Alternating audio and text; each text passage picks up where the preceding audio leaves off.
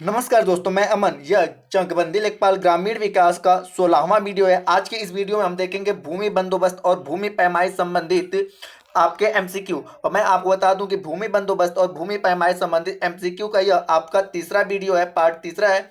मैंने बताया था प्रत्येक पार्ट में आपके 20 क्वेश्चन होंगे। तो चलिए शुरू करते हैं बिना किसी देरी के। तो आज का जो पहला क्वेश्चन ये है कि केंद्र सरकार ने पंचायती राज मंत्रालय द्वारा स्वामित्व योजना की घोषणा कब की थी? ऑप्शन ए है आपका अप्रैल 2020, ऑप्शन बी है आपका मई 2020, ऑप्शन सी है आपका जून 2020 और ऑप्शन डी है आपका जुलाई 2020। तो यहां पर हम जानते हैं अप्रैल 2020 में केंद्र सरकार ने पंचायती राज मंत्रालय द्वारा स्वामित्व योजना की घोषणा की थी। इस योजना का उद्देश्य ग्रामीण क्षेत्रों में लोगों को रिकॉर्ड ऑफ राइट्स देने के लिए संपत्ति कार्ड का वितरण किया जाना है। इस योजना का क्रियान्वयन 2020 से 2024 तक किया जाएगा। तो यहाँ पर जो है कि जो आपके इस स्वामित्व योजना की शुरुआत की गई थी, इस योजना की शुरुआत की गई थी आपके अप्रैल 2020 में। तो इस प्रकार से सही ऑप्शन होता है आपका ए, अप्रैल 2020। दूसरा क्वेश्चन है, स्वतंत्रता के समय कितना प्रतिशत कृषि भूभाग जमींदारी व्यवस्था के अधीन था? ऑप्शन ए है आपका 52%, ऑप्शन बी है आपका 54%, ऑप्शन सी है आपका 57% और ऑप्शन डी है 61%। तो यहाँ पर जानते हैं स्वतंत्रता के समय 57% 57% कृषि भूभाग जमींदारी व्यवस्था के अधीन था। इस व्यवस्था के अंतर्गत किसान भूमि का असली मालिक नहीं होता है, वह केवल जमीन पर खेती करता है और उपज का एक बड़ा हिस्सा जमींदार को देता है। इस प्रथा को समाप्त करने के लिए अनेक प्रयास किए गए हैं। तो यहाँ पर पूछा गया है कि स्वतंत्रता के समय कितने प्रतिशत भूभाग जो था जमींदारी व्यवस्था के अंतर्गत था, तो वह था आपका 57%। तो यहाँ पे सही ऑप्शन आपका होता है सी, 57%। अगला जो क्वेश्चन आपका है कि भूमि सुधार उपायों अथवा भूमि सुधार नीतियां किन कारणों से प्रभावकारी नहीं साबित हुई? ऑप्शन ए है आपका मौखिक काश्तकारी का अधिक होना, ऑप्शन बी है राजनीतिक इच्छा शक्ति का अभाव, ऑप्शन सी है आपका प्रशासनिक तंत्र की उदासीनता और ऑप्शन डी है आपका उपरोक्त सभी। तो यहाँ पर हम जानते हैं भूमि सुधार उपाय अथवा भूमि सुधार नीतियां मौखिक काश्तकारों की अधिक संख्या में होना, प्रशासनिक तंत्र का उदासीनता, राजनीतिक इच्छा का अभाव, बहुत से राज्यों में बटाई करने वाले किसानों को काश्तकार का दर्जा नहीं देना, महाजनों और साहूकारों की भूमिका का होना आदि कारणों से प्रभावी साबित नहीं हुआ। तो यहाँ पर आप देख सकते हैं कि यहाँ पर यह तीनों कारण, इनके अलावा अन्य भी कारण है जो मैंने आपको बताया। तो ये सभी कारण है जिसके कारण आपका भूमि सुधार नीति प्रभावकारी नहीं हुआ। तो इस प्रकार से आपका सही ऑप्शन होता है डी। अगला जो क्वेश्चन है कि वर्ष 1972 की नीति के तहत एक फसल वाली सिंचित भूमि के संबंधों में कितनी भूमि निर्धारित की गई? ऑप्शन ए है आपका 10 एकड़, ऑप्शन बी है आपका 18 एकड़, ऑप्शन सी है आपका 27 एकड़ और ऑप्शन डी है आपका 54 एकड़। तो यहाँ पर हम जानते हैं वर्ष 1972 में भूमि की निर्धारित सीमा संबंधित कानून को लागू किया गया। सीमा निर्धारण के लिए परिवार को इकाई न मानकर व्यक्ति को इकाई मान लिया गया। इसमें एक फसल वाली सिंचित भूमि के संबंध में 27 एकड़ तथा शुष्क क्षेत्रों में 54 एकड़ भूमि को निर्धारित किया गया था। तो यहाँ पे सामान्य रूप से अगर आपसे क्वेश्चन पूछे तो आप करोगे 27 एकड़ और यहाँ पर अगर आपसे शुष्क क्षेत्रों के लिए पूछ दे तो आप करोगे 54 एकड़। तो यहाँ पे सामान्य रूप से आपसे क्वेश्चन पूछा है तो सामान्य रूप से जो क्वेश्चन का आंसर होगा आपका 27 एकड़। तो इस प्रकार से आपका सही आंसर होता है आपका सी। अगला जो क्वेश्चन है कि भूमि अभिलेख का नवीकरण किस पंचवर्षीय योजना में प्रारंभ किया गया था? ऑप्शन ए है 5वीं, ऑप्शन बी है 7वीं, ऑप्शन सी है 8वीं और ऑप्शन डी है आपका 10वीं। तो यहां पर हम जानते हैं भूमि अभिलेखों का नवीकरण योजना 7वीं पंचवर्षीय योजना में प्रारंभ की गई थी। इसका प्रारंभ भूमि अभिलेखों के रिकॉर्डों, रख रखाव तथा ग्रामीण व्यवस्था में परावर्तन की प्रक्रिया के सामंजस्य पूर्ण संचालन हेतु किया गया था। तो यहाँ पे आपका जो सही ऑप्शन होता है आपका बी होता है 7वीं पंचवर्षीय योजना की भूमि अभिलेखों का नवीकरण 7वीं पंचवर्षीय योजना में किया गया था। अगला जो क्वेश्चन है भू जोतों की चकबंदी से आशय होता है? ऑप्शन ए है भूमि का टुकड़ों में विभाजन, ऑप्शन बी है भूमि का कृषि योग्य बनाना, ऑप्शन सी है गांव के बिखरे खेतों को एक जगह मिलाना और ऑप्शन डी है भूमि का वर्गीकरण करना। तो यहाँ पर हम जानते हैं कि भू जोतों की चकबंदी से आशय होता है कि कृषकों की जगह जगह बिखरे हुए खेतों को एक जगह या एक स्थान पर मिलाना। इसके तहत चकमार्ग, संपर्क मार्ग, नाली, सामान्य आबादी, अनुसूचित जाति, जनजाति एवं सार्वजनिक प्रयोजन से भूमि आरक्षित की जाती है। यह भूमि सुधार तथा ग्राम विकास दोनों ही दृष्टि से लाभकारी माना जाता है। भूमि जोतों की चकबंदी एक स्थान पर आर्थिक गतिविधियों को बढ़ाने में सहायक होती है। तो इस प्रकार से आपका सही ऑप्शन होता है सी कि भू जोतों की चकबंदी का आशय है कि गांव में बिखरे हुए खेतों को एक जगह करना, उसको एक चक में मिलाना।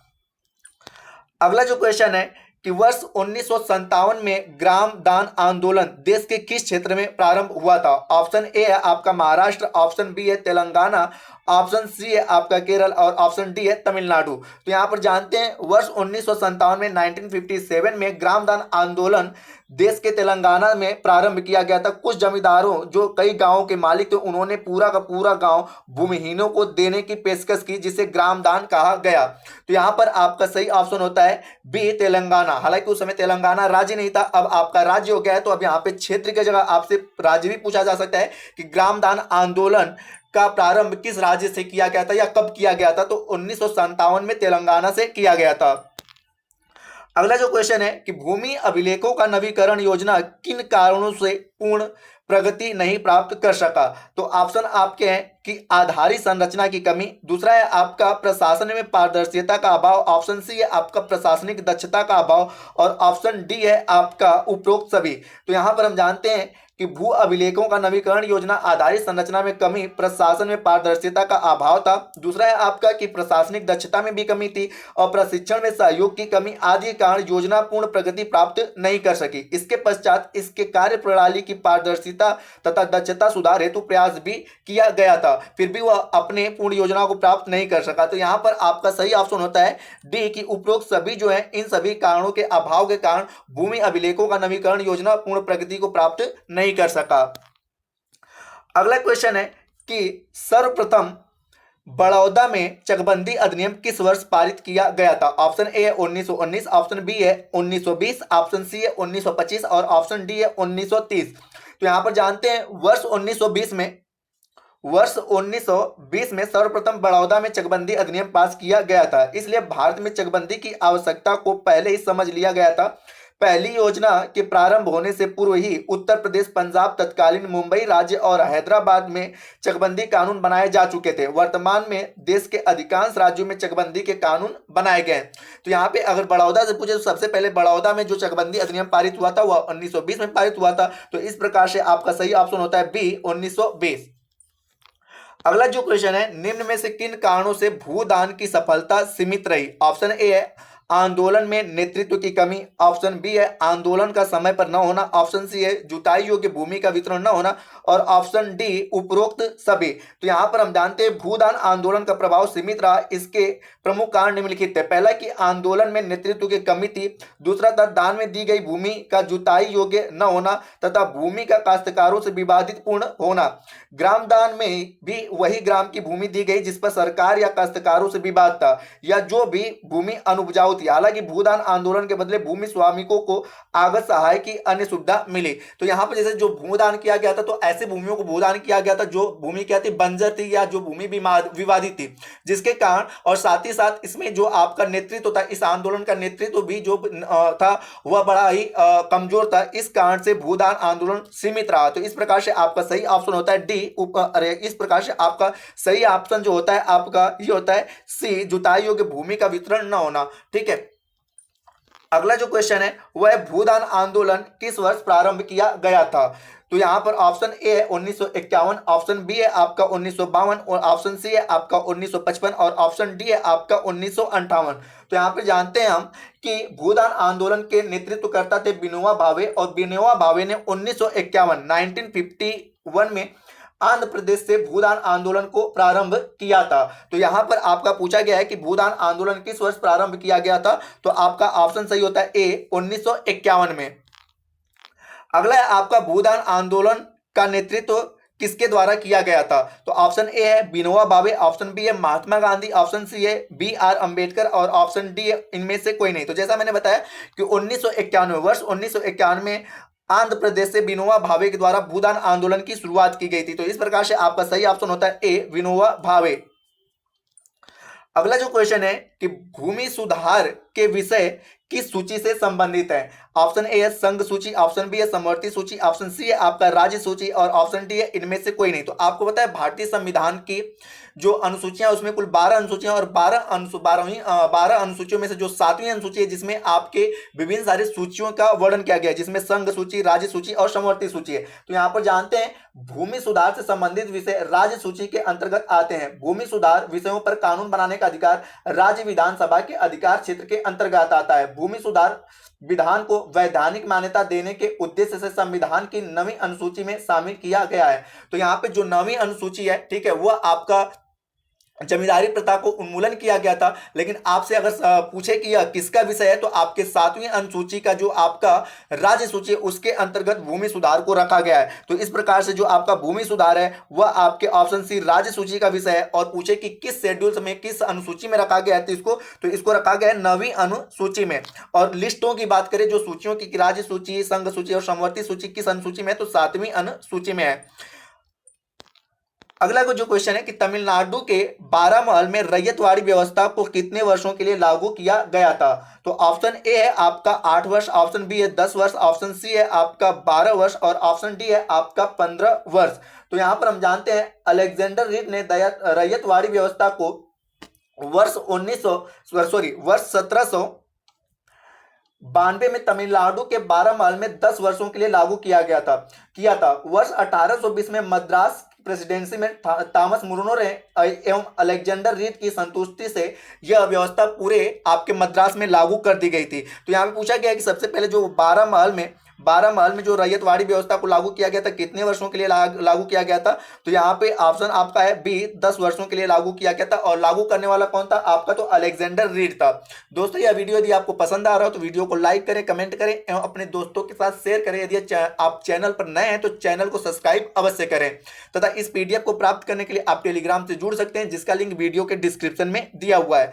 तो चलिए बढ़ते हैं अगले क्वेश्चन की तरफ। अगला क्वेश्चन है निम्न में से कौन भूमि सुधार के उद्देश्यों में शामिल है? ऑप्शन ए आर्थिक असमानता को दूर करना, ऑप्शन बी है काश्तकार सुरक्षा, ऑप्शन सी है भूमि स्वामित्व प्रदान करना और ऑप्शन डी है आपका उपरोक्त सभी।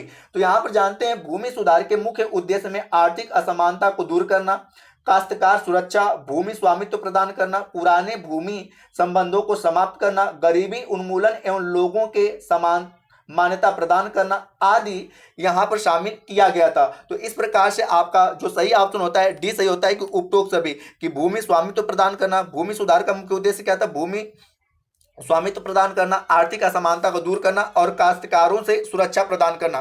तो इस प्रकार से आपके चारों ऑप्शन यहाँ पर सही होते हैं। अगला जो क्वेश्चन है कि वर्ष 1793 में अस्थायी बंदोबस्त किस प्रांत में लागू नहीं की गई थी? ऑप्शन ए है बंगाल, ऑप्शन बी है अवध, ऑप्शन सी है बिहार और ऑप्शन डी है आपका उड़ीसा। तो यहां पर हम जानते हैं अस्थायी बंदोबस्त या जमींदारी व्यवस्था वर्ष 1793 में बंगाल, बिहार और उड़ीसा में लागू की गई थी। उस समय बिहार एवं उड़ीसा बंगाल प्रांत के अंतर्गत ही आते थे। इस व्यवस्था को भारत में लॉर्ड कॉर्नवालिस ने लागू किया था। अस्थायी बंदोबस्त व्यवस्था को अवध में लागू नहीं किया गया था। तो इस प्रकार से आपका सही ऑप्शन होता है आपका बी, अवध में लागू नहीं था, जबकि बंगाल, बिहार और उड़ीसा इन तीनों प्रांतों में अस्थायी बंदोबस्त लागू किया गया था। और अस्थायी बंदोबस्त को ब्रॉड स्तर पर लाने का प्रयास लॉर्ड कॉर्नवालिस ने किया था। अगला जो क्वेश्चन है कि सीमांत जो श्रेणी में कितना भूमि क्षेत्र में शामिल पाया जाता है? ऑप्शन ए है आपका 1 हेक्टेयर से कम, ऑप्शन बी है आपका 2 हेक्टेयर, ऑप्शन सी है 4 हेक्टेयर और ऑप्शन डी है आपका 10 हेक्टेयर। तो यहाँ पर हम जानते हैं भूमि जोत को क्रमशः सीमांत जोत, लघु जोत तथा बृहद जोत में वर्गीकृत किया जाता है। सीमांत जोत में जो भूमि शामिल किया जाता है वह 1 हेक्टेयर या करीब आपके 2.5 एकड़ से कम भूमि शामिल होता है। जो आपके सीमांत जोत में होता है 1 हेक्टेयर या करीब 2.5 हेक्टेयर से कम भूमि को होता है। बृहद जोत में आपका 10 हेक्टेयर से अधिक भूमि को शामिल किया जाता है। तो यहाँ पे आपका पूछा है कि सीमांत जोत में कितना, तो लगभग आपका 1 हेक्टेयर से कम या 2.5 एकड़ से कम भूमि को शामिल किया जाता है। और वही यदि आपका बृहद जोत पूछे तो बृहद जोत जो होता है 10 हेक्टेयर से अधिक होता है। और यहाँ पर जो आपका होता है कि लघु जोत, तो लघु जोत तो होता है 1 हेक्टेयर से अधिक और 10 हेक्टेयर से कम, यहाँ पर आपके लघु जोत में हो जाते हैं। तो यहाँ पे फिर से मैं आपको रिपीट कर देता हूँ कि सीमांत जोत में 1 हेक्टेयर से कम, लघु जोत में 1 हेक्टेयर से अधिक तथा 10 हेक्टेयर से कम और यहाँ पर जो आपका बृहद जोत होता है उसमें आपका 10 हेक्टेयर से अधिक भूमि को शामिल किया जाता है। तो यहाँ पे पूछा गया है सीमांत जोत, तो सीमांत जोत जो होता है 1 हेक्टेयर से कम भूमि को शामिल किया जाता है। अगला जो क्वेश्चन है कि काश्तकारी व्यवस्था में पट्टेदार किसान के प्रमुख वर्ग निम्न में से कौन नहीं थे? ऑप्शन ए अस्थायी काश्तकार, ऑप्शन बी है सामान्य काश्तकार, ऑप्शन सी है इच्छाहीन काश्तकार और ऑप्शन डी है आपका उप काश्तकार। तो यहाँ पर हम जानते हैं काश्तकारी व्यवस्था में काश्तकार भूमि का मालिक नहीं होता है बल्कि जमींदार जमीन काश्तकारों को पट्टे पर देता है। समानतः पट्टेदार किसानों के 3 वर्ग पाए जाते हैं। पहला है आपका अस्थायी काश्तकार, दूसरा है इच्छा हीन काश्तकार और तीसरा है आपका उप काश्तकार। तो यहाँ पर जो आपका जो आपके पट्टेदारों का किसानों के प्रमुख में जो नहीं वर्ग आता है वो है आपका सामान्य काश्तकार। तो इस प्रकार से सही आपका ऑप्शन होता है बी सामान्य काश्तकार। बाकी सारे आपके इसके अंतर्गत आते हैं जिसको हम कहते हैं अस्थायी काश्तकार, इच्छाहीन काश्तकार और उप काश्तकार। आज का अगला अपडेट जो है कि जमींदारी व्यवस्था ब्रिटिश भारत के कितने प्रतिशत भूभाग पर लागू थी? ऑप्शन ए है आपका 12%, ऑप्शन बी है 15%, ऑप्शन सी है 17% और ऑप्शन डी है 19%। तो यहाँ पर हम जानते हैं ब्रिटिश भारत की 19% भूमि पर जमींदारी व्यवस्था लागू की गई थी।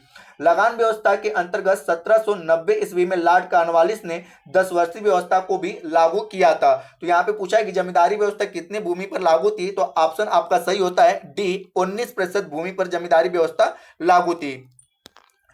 आज का लास्ट जो क्वेश्चन है वो है कि भूमि सुधार से आशय होता है। पहला है कि भूमि संबंधों का नियोजन, दूसरा है जोतों के स्वामित्व का पुनर्वितरण, तीसरा है आपका जोतों का पुनर्गठन और चौथा है उपरोक्त सभी। तो यहाँ पे है कि भूमि सुधार से आशय भूमि जोतों के स्वामित्व का पुनर्वितरण तथा भूमि के इष्टतम प्रयोग की दृष्टि से खेती किए जाने वाले जोतों के पुनर्गठन से होता है। अर्थात भूमि के स्वामित्व को इस प्रकार व्यवस्थित करना जिससे उसका अधिकतम उपयोग किया जा सके। वहीं महान अर्थशास्त्री प्रोफेसर गुरनाल मिडाल के अनुसार भूमि सुधार व्यक्ति और भूमि के संबंधों में नियोजन तथा संस्थागत पुनर्गठन है। तो इस प्रकार से देखा जाए तो आपका भूमि सुधार का आशय भूमि संबंधों का नियोजन, जोतों के स्वामित्व का पुनर्वितरण और जोतों का पुनर्गठन। तो यहाँ पर तीनों ऑप्शन सही होते हैं और चौथा ऑप्शन दिया उपरोक्त सभी। तो इस प्रकार से आपका सही ऑप्शन होता है चौथा उपरोक्त सभी। तो दोस्तों वीडियो के अंत तक बने रहने के लिए धन्यवाद। मिलते हैं जल्दी नेक्स्ट वीडियो में।